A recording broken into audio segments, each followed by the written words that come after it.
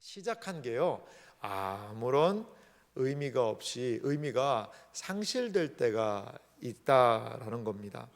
여러분, 어떻게 그러면 매듭을 잘 지어야 할까요? 여러분, 바늘을 실에다 딱 껴서 이렇게 바느질을 하려면요, 이 뒤에 매듭을 묶어놔야 돼요. 안 그러면 어떻게 하고 이렇게 아주 쑥 빼면 어떻게 돼요? 바느질 한 개 다 헛일이 됩니다. 그냥 쑥 빠져버리지 않습니까? 그럼 어떻게 해야 되죠? 다시 시작을 해야 돼요. 다시. 매듭의 의미가 뭘까를 제가 잠시 한번 생각을 해봤어요. 매듭은 지금까지 해오던 일을 어떻게 하는 거죠? 잘 마무리하는 거죠. 그게 매듭인 것 같아요. 그런데요, 왜 매듭이 필요할까요? 왜 매듭이 필요하죠? 매듭은 앞으로 나아갈 일의 시작이기 때문에 그래요. 얼마 전에 제가 오랜만에 한번 졸업식에 참석을 해봤는데요, 졸업식 그런 얘기를 하시더라고요. 교장 선생님이 그런 얘기를 하더라고요. 여러분은 이제 초등학교 6년, 중고등학교 해서 6년을 맞이해서 이제 모든 교육 과정을 잘 마무리를 했습니다. 그런데 그래서 졸업을 하는 거라는 거죠. 근데 졸업은 뭐냐? 또 다른 시작입니다. 이렇게 얘기를 하더라고요. 그래요. 마무리죠, 마무리. 하지만 왜 마무리를 하죠? 또 다른 시작을 위해. 많은 분들이 은퇴를 하세요. 은퇴를 하잖아요. 은퇴는 어떤 뜻이 있을까요? 이제 은퇴가 영어로 리타이어거든요. 리타이어. 리타이어가 이제 은퇴라는 단어인데, 이제 그거를 그냥 한국말로 쉽게 생각하면 다시라는 뜻이고, 타이어를 다시 바꾸라 이거예요. 은퇴가. 왜? 무엇 때문에? 다시 나아갈 길이 있다는 거죠. 지금까지 하던 일들의 매듭, 그리고 또 다른 새로운 일들의 시작. 이것이 은퇴다라고 이야기하시는 분의 이야기를 들어봤어요. 참 맞는 이야기 같아요.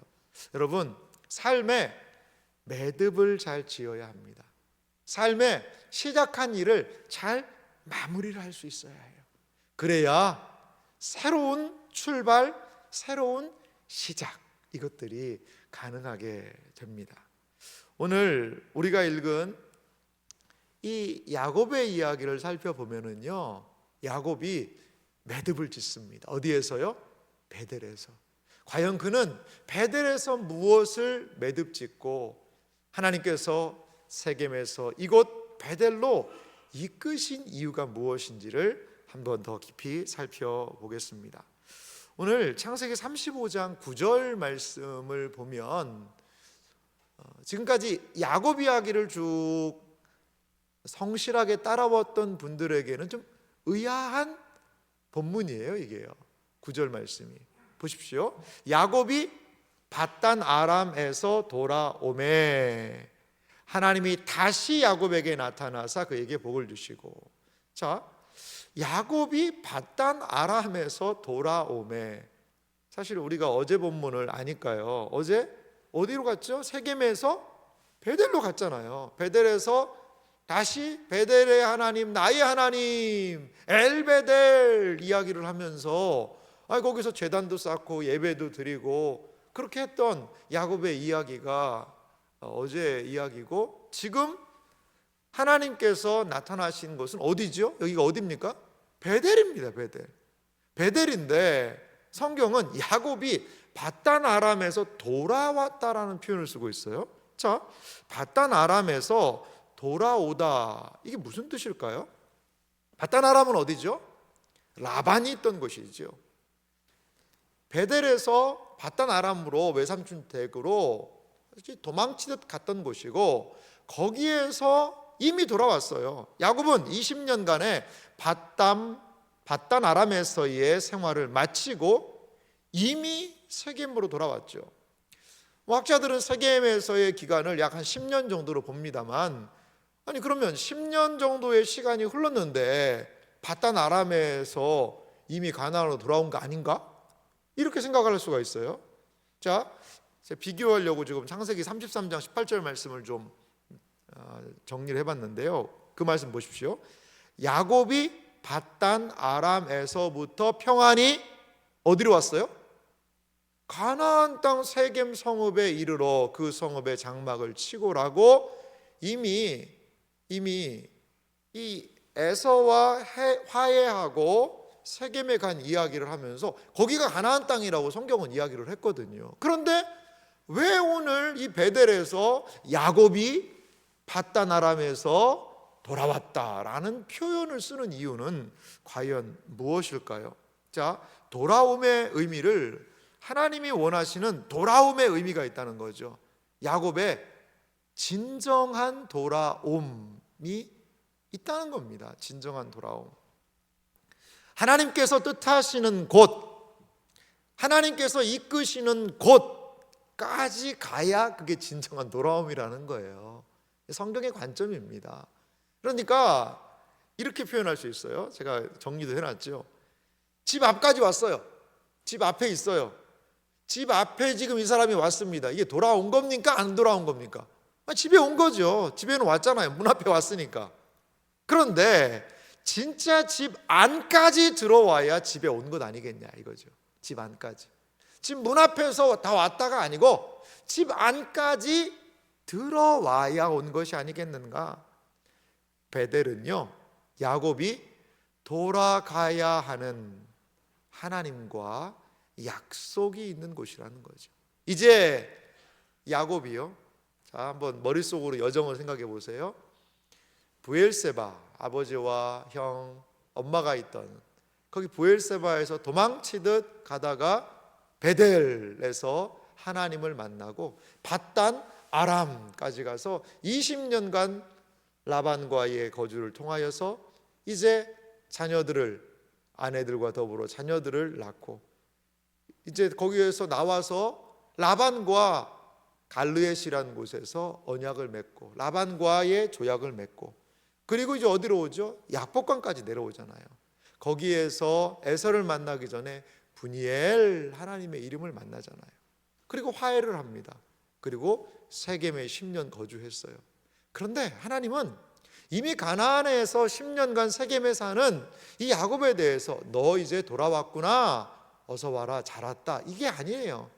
그 세겜의 10년은 물론 거기 가나안 땅입니다. 거기서 단을 쌓았습니다. 거기에서 무엇인가가 일이 진행됐어요.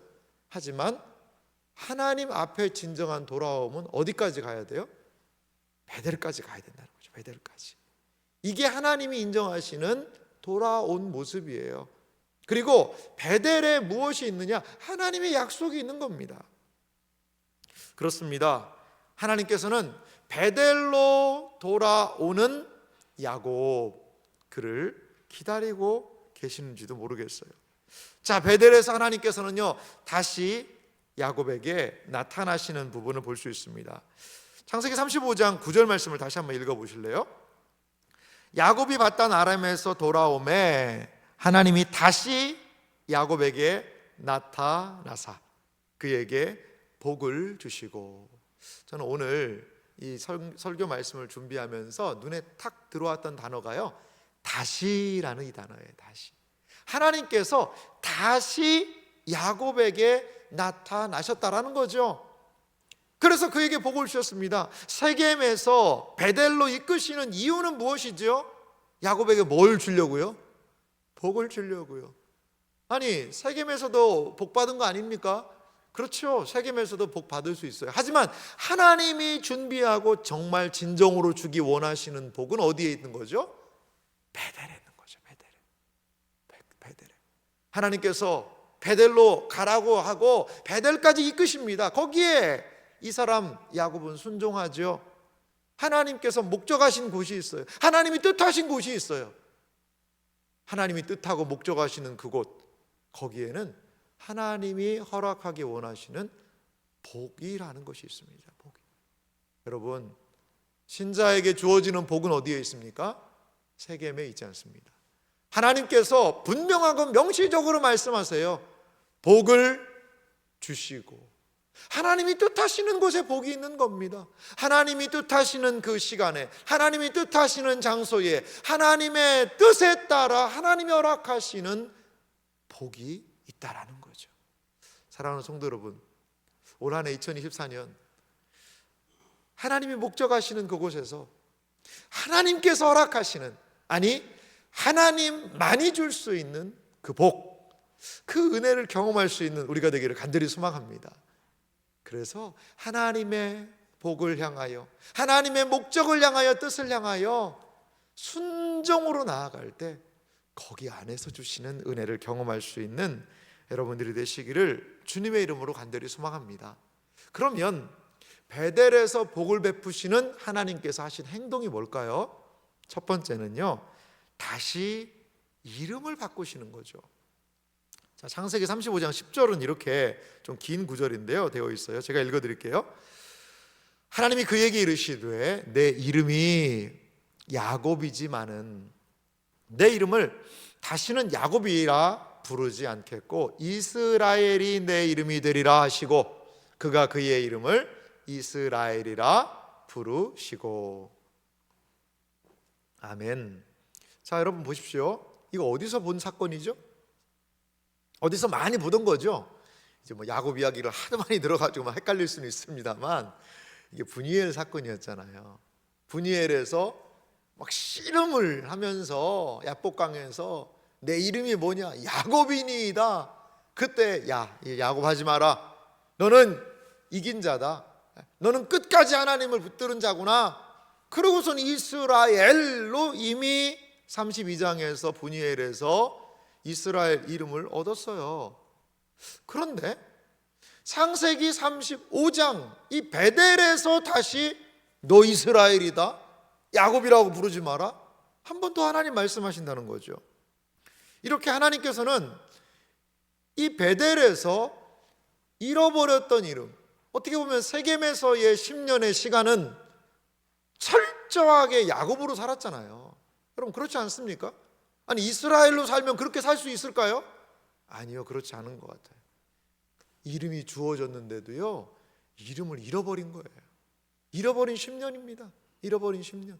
이스라엘이라는 그 이름을 그렇게 씨름하고 간구하고 기도하고 그 시험을 통과하여서 얻은 이스라엘이라는 영광스러운 이름이 있었는데 글쎄요, 마음을 긴장을 풀어버렸을까요? 형 에서와 화해하고 모든 것이 세겜에 머물 때 평안이라는 단어를 쓰거든요. 편안해지고 다른 말로 먹고 살만해지니까 다시 이스라엘이라는 그 간절하고 절박하게 얻었던 그 자리에서 슬금슬금 뒤로 물러나고 다시 스물스물 야곱의 삶이 나오는 거죠. 사랑하는 성도 여러분, 변화라는 게 참 쉽지 않은 것 같아요. 하나님의 은혜가 부족합니까, 여러분? 우리가 신자로서의 삶을 살기에 하나님의 은혜가 부족한가요? 아니요. 하나님은 시시때때로 우리에게 주셨던 분명한 은혜가 있잖아요, 여러분. 은혜 있거든요. 아니 예배를 통해서도 은혜가 있고 하나님이 하신 일이 분명히 있어요. 그런데도 불구하고 우리가요, 잊어버리는 거죠. 그거 주신 은혜를 망각해버리는 거죠. 그래서 이스라엘이라는 엄청난 은혜와 그 감격을 경험을 했는데, 그래서 분이엘 하나님의 얼굴이다, 에서와 화해하고 막 뭔가가 이제 다 야곱의 삶에서 이제 끝난 것 같아요. 왜? 이제 이름도 바꿨고 모든 것들이 이루었잖아요. 다 이루었다. 그리고 세겜에서 평안히 살아요. 그런데 그게 하나님이 뜻하시는 이스라엘의 삶은 아니었잖아요. 우리의 믿음도 마찬가지인 것 같아요. 하나님을 늘 그래서 기억하고 예배를 통하여 하나님과의 만남을 늘 사모하고 매일 새로우신 하나님을 만나는 것, 이것이 우리의 야곱된 본성을 억누르고 이스라엘로 살아갈 수 있는 길은 아닐까 생각이 들어요. 하나님의 은혜가요, 아침마다 새로워요. 아침마다 새롭고 늘 새로우니, 그 늘 새로우신 하나님 앞에서 우리가 살아갈 수 있다면 스멀스멀 야곱됨이 우리의 인생에 올라올 때에도 아침마다 새로우신 그 아버지 하나님의 말씀을 콱 부여잡고 우리의 죄악된 본성들을 이기며 우리에게 주어진 거룩한 이름 이스라엘로 살아갈 수 있지 않을까요? 하나님께서는 베델로 부르신 이유는 뭐냐? 야곱아, 너 이제 야곱으로 그만 살아라. 이제 좀 이스라엘로 살자. 이스라엘로. 네 이름 뭐지? 네 이름이 뭐니? 야곱인데요. 아니, 이스라엘이야. 이스라엘. 이제 야곱으로 살지 말고 이스라엘로 살거라 라는 하나님의 마음을 우리가 여기에서 다시 엿볼 수가 있는 것 같습니다. 사랑하는 성도 여러분, 야곱의 본성이 우리에게 있어요. 하지만 주님의 은혜를 부여잡고 그분과의 관계 속에 이스라엘로 살아가시는 여러분들 되시기를 주님의 이름으로 축원합니다. 제가 이런 거 한 번도 안 했는데 옆에 있는 분에게 이렇게 하면, 이 새벽이지만 우리 서로 고백합시다. 이스라엘로 사세요. 이렇게 한번 얘기 한번 해주시죠. 네, 이스라엘로 사세요. 온라인으로 참여한 분들도 이스라엘로 사세요라고 자기 자신한테 한번 얘기하시기 바랍니다. 이스라엘로 사시기 바랍니다. 이렇게 베델에서 하나님이 다시 정체성을 새롭게 하시는 거예요. 야곱아, 너 세겜에서 이스라엘로 살았지? 그거 아니야. 그거 잊고 이제 베델에서 다시 이스라엘로 새 출발하자. 야곱의 삶을 매듭을 짓고 이제 이스라엘로 새롭게 출발하자 라고 하나님께서 분명히 야곱을 부르고 계신 것이죠. 또 하나, 이 세겜을 떠난 야곱, 베델에서 하신 하나님의 일은 무엇이냐? 다시 복을 주신 거였어요. 창세기 35장 11절과 12절 말씀을 제가 한번 정리하면서 읽어보면요, 하나님이 그에게 이르시되 나는 전능한 하나님이라. 너무 멋있는 하나님이세요. 전능한 하나님, 뭐든지 이룰 수 있는 그 하나님이시라는 거죠. 전능한 하나님이 야곱에게, 아니 이스라엘에게 하시는 약속은 무엇입니까? 생육하며 번성하라. 한 백성과 백성들의 총회가 내게서 나오고 왕들이 내 허리에서 나오리라.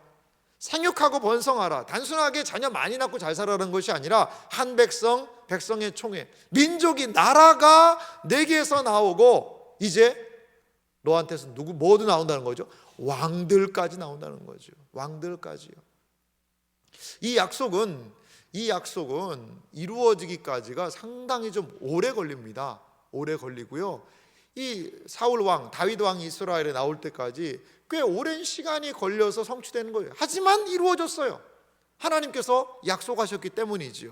생육하고 자녀가 많아질 것에 대한 것을 이야기하시고요, 나라와 국가까지 나갈 것을 이야기하시고요. 12절 보니까요, 내가 아브라함과 이삭에게 준 땅을 내게 주고, 하나님이 땅을 주시겠다는 거죠. 너에게 또한 내가 내 후손에게도 그 땅을 주리라 하시고, 사실 이 약속은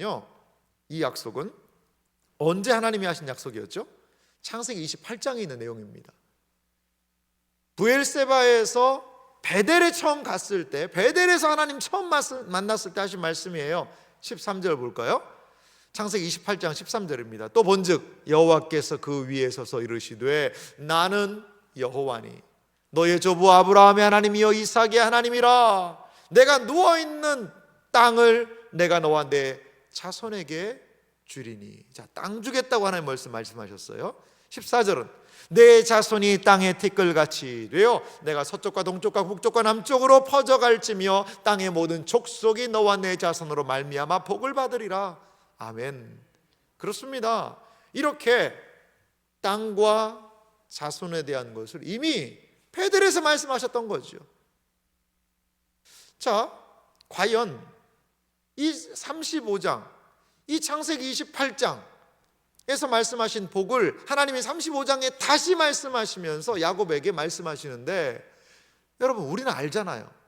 세겜에서 어떠한 일이 벌어졌는지 알고 그 살육을 하고 서로 죽이고 서로 빼앗고, 그 사실 이 가정 가문이요, 복 받을 만한 가문입니까?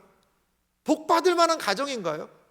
어떤 측면에서 좀 이제 과장되게 얘기하면요, 야반도주한 거 아닌가요? 야반도주?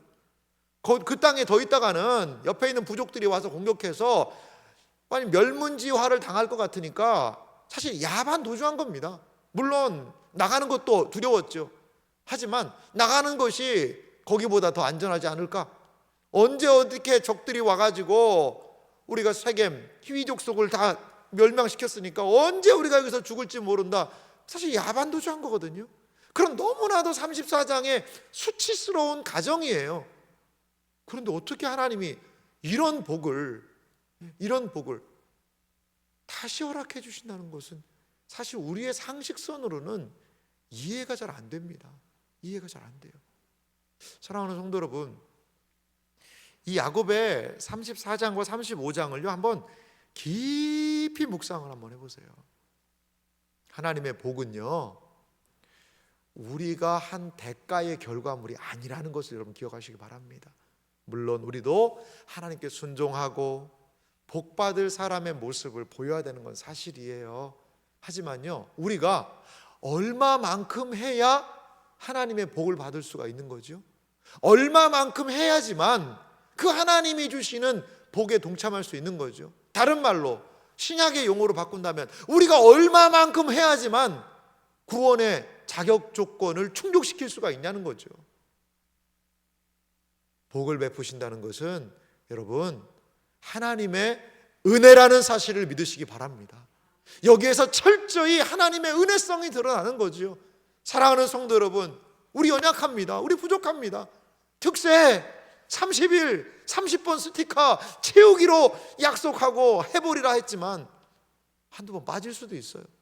아이고 올해는 끝이구나. 아니요, 그렇지 않아요.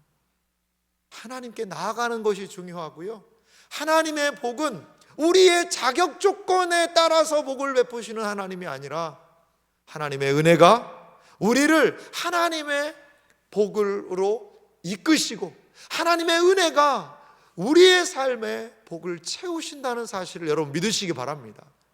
우리가 할 일은 뭐냐? 보세요. 복의 방향으로 가야 되는 거예요. 복의 방향으로. 하나님, 우리는 부족함이 있잖아요. 지금 세겜에서의 그러한 난리를 펴고 왔는데 그래도 이 베델이라는 그 복의 방향으로 가잖아요. 부끄럽고 연약하고 하나님이 복 이야기하실 때 사실 이 야곱의 얼굴이 어땠을까요? 저는요 얼굴이 화끈 달아올랐을 것 같아요. 야, 과연 우리 집안이, 우리 자녀들이 땅을 얻고 복을 얻어요, 주님? 저런 살인한 내 새끼들이지만 정말 이 통제도 안 되고 말도 안 듣는 쟤들을 통해서 하나님이 뭐 복을 주신다고요? 아이고 하나님, 나는 그거 내가 인정을 못합니다. 하나님, 저 다시 시작할래요.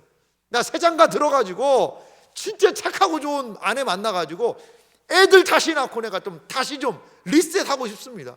얘들을 통해서 복을 주신다고요? 말도 안 됩니다 하나님이라고 아마 야곱은 혼자 생각했을 수도 있지 않습니까 여러분?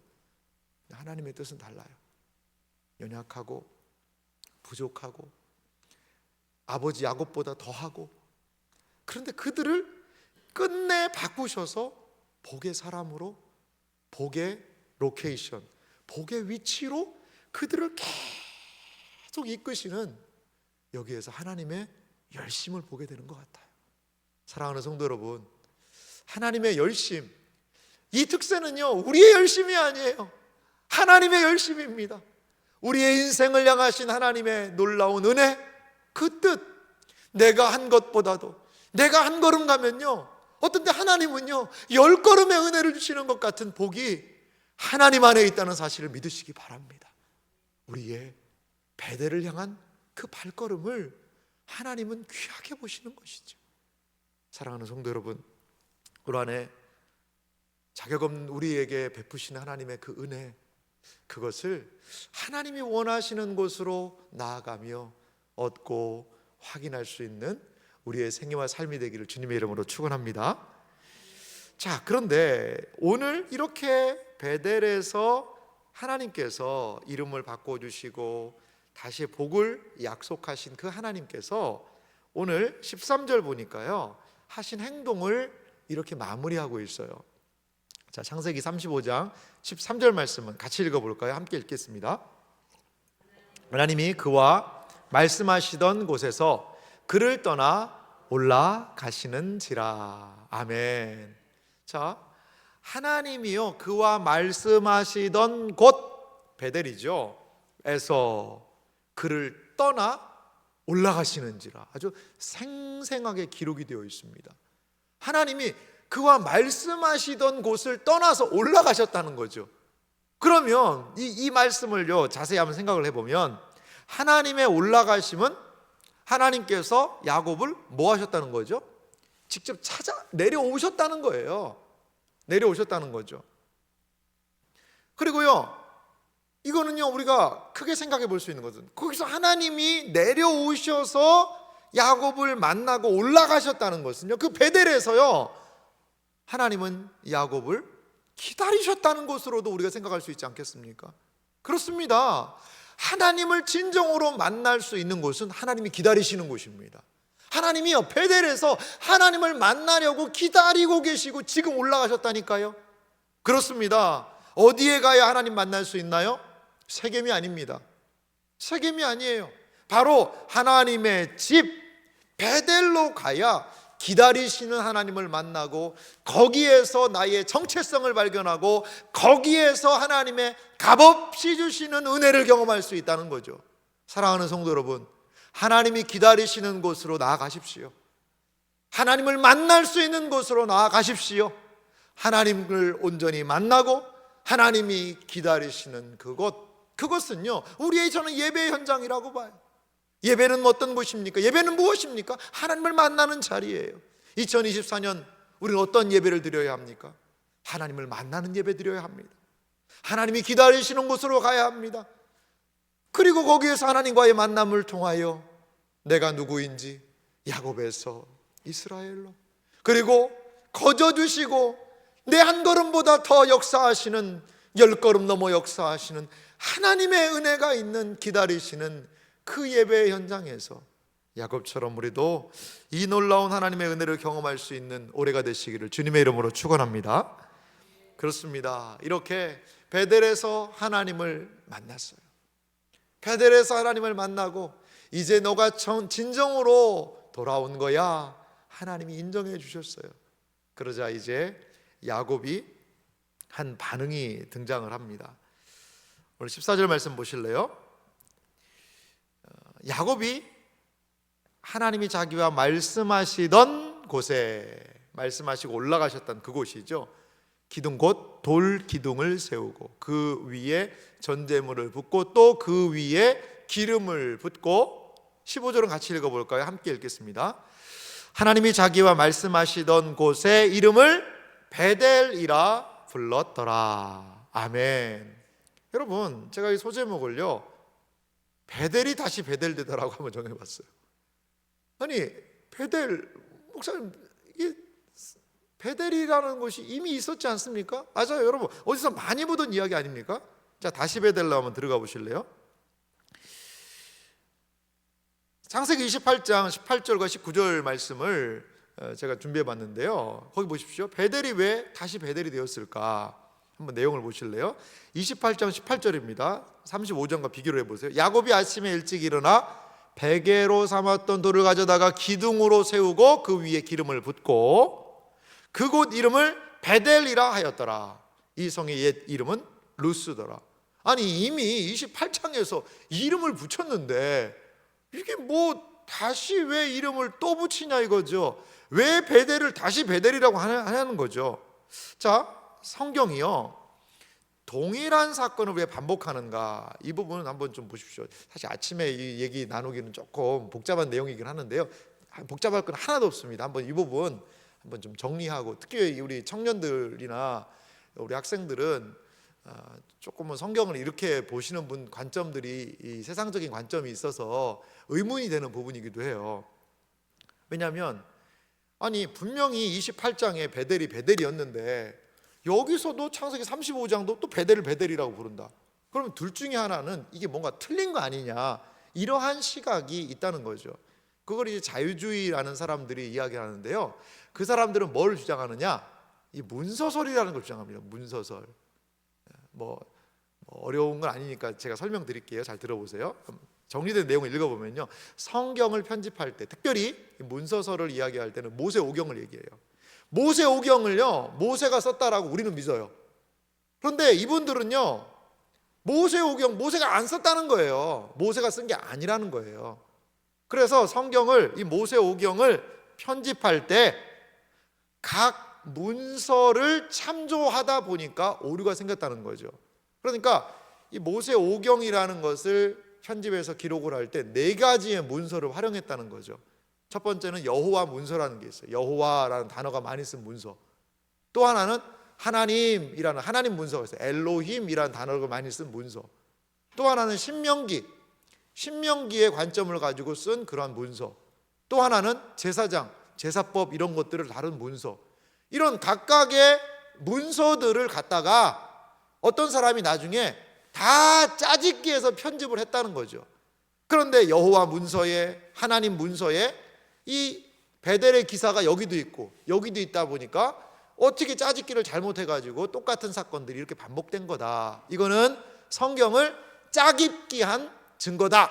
이렇게 문서설이라는 것을 주장하는 사람들이 있습니다. 뭐 이 이야기를 조금만 성경에 대해서 의문을 제기하는 사람들이 이 얘기 많이 하거든요.